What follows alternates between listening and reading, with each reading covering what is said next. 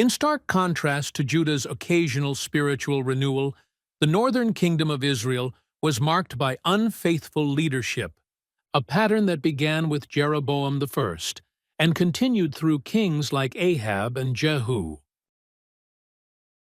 These kings led the people into deep idolatry, rejecting God's commands and embracing practices that ultimately sealed Israel's doom.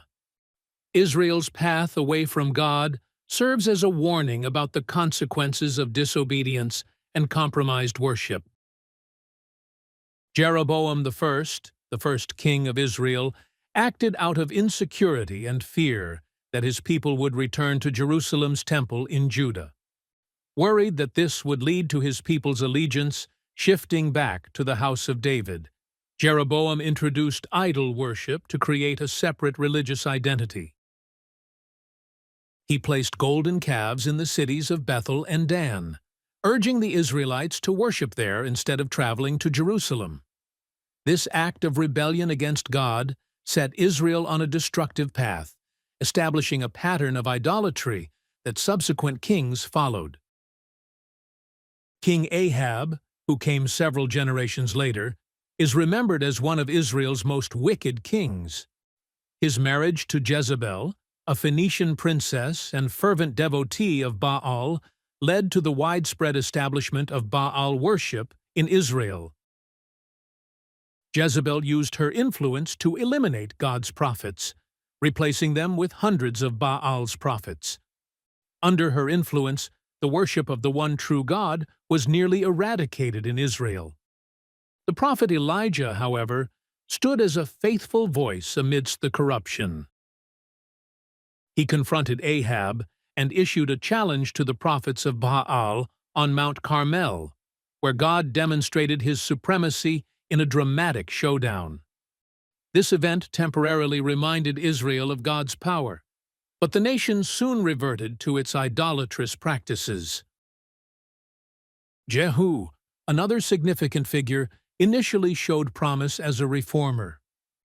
Commissioned by God, Jehu was tasked with eliminating Ahab's descendants and eradicating Baal worship. He carried out these commands zealously, even destroying the temple of Baal. However, Jehu failed to fully turn to God.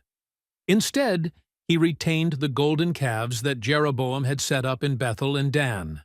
His partial obedience prevented true reform in Israel, leading to continued spiritual decline.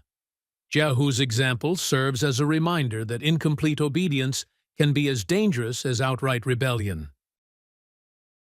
The Northern Kingdom's history reflects the devastating effects of compromised worship and disobedient leadership. The king's choices led the people farther from God, ultimately resulting in Israel's destruction and exile. Applications. Jeroboam's decision to set up golden calves highlights the danger of compromising worship to achieve personal or political goals. Today, we must guard against allowing convenience or personal preferences to shape our worship and devotion.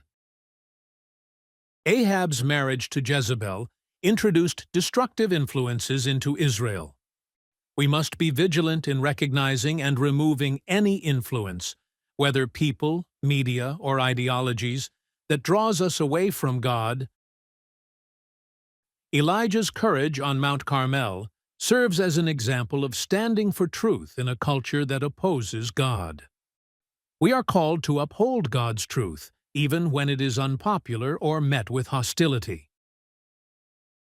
Jehu's failure to remove the golden calves illustrates the importance of complete commitment to God. Partial obedience is not enough. True reform requires surrendering all areas of our lives to Him. Israel's fate warns us of the consequences of persistent disobedience. Walking away from God leads to spiritual decline and separation.